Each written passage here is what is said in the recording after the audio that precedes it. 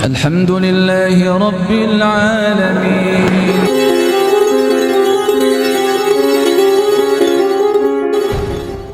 Ketika sakit, Allah pernah memberi peluang kepada orang yang sakit itu untuk bertafakur, untuk ingat kepada Allah, mendekat kepada Allah. Kalau tidak diberi sakit, Pak, kesempatan untuk bertakwa kepada Allah Subhanahu wa taala secara khusus itu tidak banyak.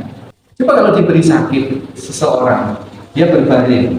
Dari satu sisi adalah satu kenikmatan di mana Allah memberi kesempatan untuk berdekat-dekat kepada Allah Subhanahu wa taala secara langsung.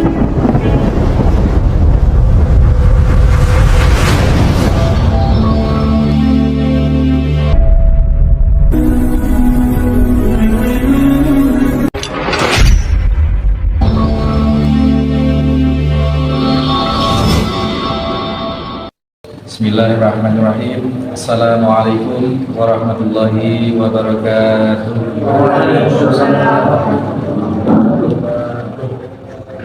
Innal hamdalillah nahmaduhu wa nasta'inuhu wa nastaghfiruh wa na'udzu billahi min shururi anfusina wa min sayyiati a'malina. May yahdihillahu fala mudilla lahu wa may yudlil fala hadiya lahu. Asyhadu an la ilaha illallah wahdahu la syarika lah. Asyhadu anna Muhammadan abduhu wa rasuluhu la nabiyya ba'da. Allahumma shalli wa sallim wa barik ala Muhammadin wa ala alihi wa sahbihi wa mawala. Hadirin hadirat masyarakat muslimin wal muslimat jamaah Masjid Al Muslimun Curah Sidu Panji Situbondo rahimani wa rahimakumullah. Taun atau wabah yang demikian itu bisa menjadi sebab kematian seseorang, termasuk dalam golongan kematian mati syahid. Tapi ada syaratnya.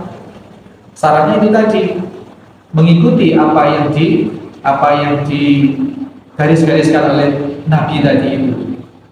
Garis-garisnya apa tadi itu? Garis-garisnya adalah alaisa min abdi yaqa'u fi ta'uni fayamkutu fi baladihi. Yang pertama, tidaklah seseorang hamba dia apabila ada ta'un di daerahnya dia berdiam diri di situ. Pertama itu. Yang kedua harus sabirun, harus dengan bersabar. Berdiam diri tapi Pak. Enggak kemana-mana tapi ya Allah bisa Gusti Allah. Ini di waya wis objek, waya wis ngirim barang ke sana kemari entuk untung. Ini malah gak entuk untung gara-gara wabah, ini nggak sabar. Nah, orang yang seperti ini, kalau misalkan qadarullah dia sudah tertulis untuk mati kena taufik, ini tidak termasuk dalam mati syahid. Jadi ada syaratnya, tidak semua yang orang kena wabah mati itu terus kemudian langsung mati syahid. Lihat dulu produknya kayak apa. Gitu. Nah, di situ dikatakan oleh Rasulullah SAW, sabirun, berdiam diri, sabirun, muhtasiban, dan berharap pahala pada Allah. Yang ketiga syaratnya harus punya keyakinan bahwa kena nggak kena itu sudah digariskan, sudah ditulis oleh Allah Subhanahu wa taala. Harus yakin itu. Kalaupun kena, memang Allah sudah menulis. Jadi nggak perlu nyalahkan siapa-siapa. Gitu. Ini orang-orang yang demikian itu, kalau untuk qadarullahnya dia mati kena taun atau kena wabah tadi itu, karena lalu mislu ajaris syahid, dia memperoleh pahala semisal pahala orang mati syahid. Ini rawahul Bukhari sahih. Ini bagus sekalian, jadi sudah sangat gamblang dari makan dari yang kita urai ini, bahwasanya yang perlu kita tandaskan sebagai pelajar bagi kita adalah bahwasanya yang pertama, segala sesuatu di dunia ini apapun itu oleh Allah Subhanahu wa taala telah ditulis, kataballahu lahu, telah ditulis kejadian itu oleh Allah. Bahkan kapan nulisnya? 50.000 tahun sebelum bumi seisinya ini diciptakan oleh Allah. Jadi Allah belum mau bikin panggungnya, Pak. Skenario nya itu sudah ditulis dulu. Sama dengan kita, kalau kita mau bikin drama, Kita belum setting panggung, belum tentukan pemainnya siapa, kita nulis cerita dulu. Nah, kurang lebih seperti itu. Allah menulis, kata Allahullah tadi itu, Allah menulis adegan dunia ini 50.000 tahun sebelum bikin panggung. Sebelum bikin panggung. Ini yang pertama. Dan bagi kita orang-orang yang imani, rukun iman kan ada 6. Di antaranya adalah qada dan qadar. Ada takdir yang baik, ada takdir yang buruk. Itu bahasa kita. Tapi sesungguhnya semua takdir itu tidak ada yang buruk. Buruk baik itu diukur dari kesenangan atau harapan kita. Kalau sesuai dengan harapan kita, sehat, uang banyak, ya, terus keluarga sehat semua, sukses, itu bagi kita baik. Sebaliknya kalau misalkan sakit-sakitan, terus usaha bangkrut, menurut pandangan kita tidak baik. Nah ini maka dalam konteks mengimani qada dan qadar ini, takdir ini, kita diwajibkan memiliki 4 pedoman, 4 keyakinan. Kita wajib meyakini 4 hal agar keimanan kita yang ke-6 itu masuk kategori atau sempurna. Kalau kurang dari 4 ini, maka yang kita ngaku beriman kepada qada dan qadar itu tidak sempurna, atau bahkan mungkin ya bisa dikatakan batal, karena tidak utuh keimanannya terhadap qada dan qadar.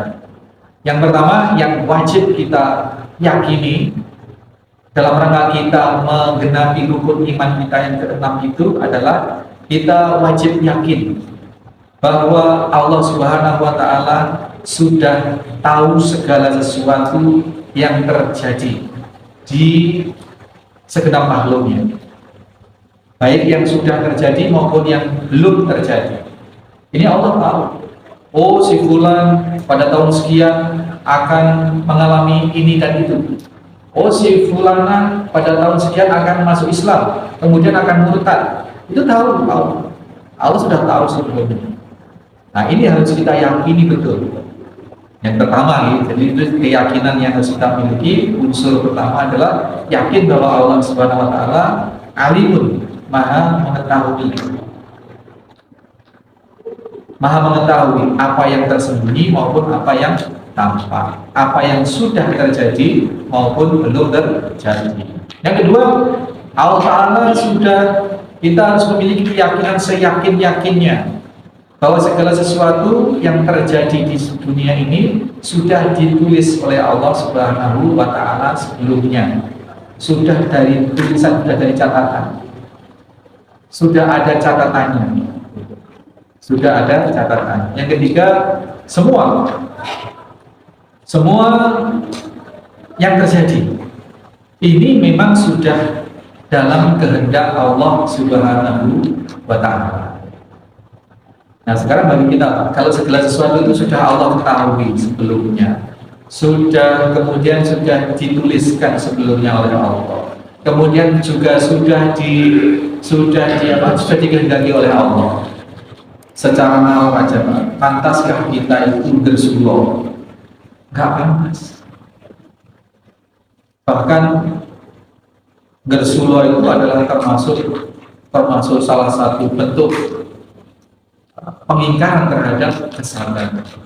Itu haram bersuluk. Bersuluk itu berarti seperti menyatakan Allah Subhanahu wa Ta'ala. Dan yang keempat, yang terakhir adalah bahwasanya segala sesuatu ini yang ada di kehidupan ini, baik yang bersifat wujud benda materi maupun non materi, apakah kejadian, peristiwa, apakah segala sesuatu ini merupakan makhluk atau hasil ciptaan Allah Subhanahu wa Ta'ala. Termasuk wabah atau termasuk taun itu adalah ciptaan Allah yang diutus oleh Allah untuk menyebar di suatu wilayah. Penyakit flu, penyakit meriang, penyakit itu yang diciptakan oleh Allah Subhanahu wa Ta'ala, yang memang oleh Allah disengaja untuk ditimpakan kepada kita. Mereka diutus, penyakit itu diutus, penyakit kolera, penyakit tipes penyakit apa, kanker, penyakit asam urat dan lain sebagainya, itu utusan Allah, diciptakan oleh Allah, diutus oleh Allah untuk menimpa kepada kita. Yakin itu. Nah, jadi kalau kondisinya seperti itu, pantas nggak kira-kira? Sekarang saya tanya, pantas nggak kira-kira kalau penyakit itu kita umpat-umpat, hujan, mau pentingnya baru beneran kepala, bisu-bisu kadang-kadang nggak taruh-taruh ini ngomongan.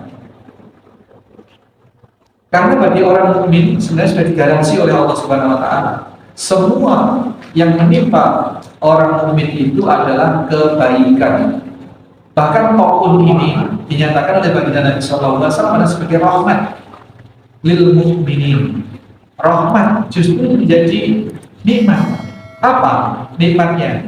Tadi itu diantaranya adalah peluang orang yang kena taut sampai mati, itu adalah peluang dia mati sebagai syahid, sebagai syuhada, sebagai golongan orang-orang yang mati syahid, mati di jalan Allah Subhanahu wa Ta'ala. Ini diantara rahmatnya. Belum lagi kalau nggak mati misalkan selama sakit, dia dikurangi dosa-dosanya, diangkat terus oleh Allah Subhanahu wa Ta'ala. Ketika sakit, Allah setengah memberi peluang kepada orang yang sakit itu untuk bertafakur, untuk ingat kepada Allah, mendekat kepada Allah. Kalau tidak diberi sakit, Pak, Mas Busairi pagi berangkat ngajar ya loh, nanti ketemu murid-murid, ya. Kemudian sibuk ini sibuk itu, kesempatan untuk bertakawur kepada Allah Subhanahu Wa Taala secara khusus itu tidak banyak. Paling-paling sudah masuk waktu sholat, paling Mas Busairi, nanti waktu sholat, kemudian berwudu, sholat, wiridan, itu bertafakur, itu paling-paling. Coba kalau diberi sakit seseorang, dia berbaring di tempat tidur, itu dari satu sisi adalah satu kenikmatan di mana Allah memberi kesempatan untuk berdekat-dekat kepada Allah Subhanahu Wa Taala secara langsung. Kita orientasinya di situ, sehingga tidak hanya apapun sebenarnya, semua penyakit itu, semua musibah yang menimpa itu berupa sakit, itu oleh Allah sesungguhnya adalah kebaikan bagi kita, rahmat bagi kita. Siapa yang bisa mengambil sakit itu sebagai rahmat? Hanya orang-orang yang beriman. Makanya dikatakan oleh Nabi tadi itu rahmatan lil mukminin. Wa ja'alahu Allah Ta'ala rahmatan lil mukminin. Apapun itu atau sakit secara umum itu adalah rahmat bagi orang-orang yang mukmin. Tapi bagi orang-orang yang tidak mukmin, yang kafir, ya sebagai musibah lagi, sebagai azab. Kenapa azab? Karena dari sakit itu tidak ada kebaikannya sedikit pun, terutama untuk urusan akhiratnya orang kafir. Sudah nanti di akhirat pasti di neraka. Di dunia saja yang katanya atunya sijnul mukmin wal jannatul kafir itu, yang katanya jannahnya orang kafir, toh masih sakit, kan musibah double-double azab.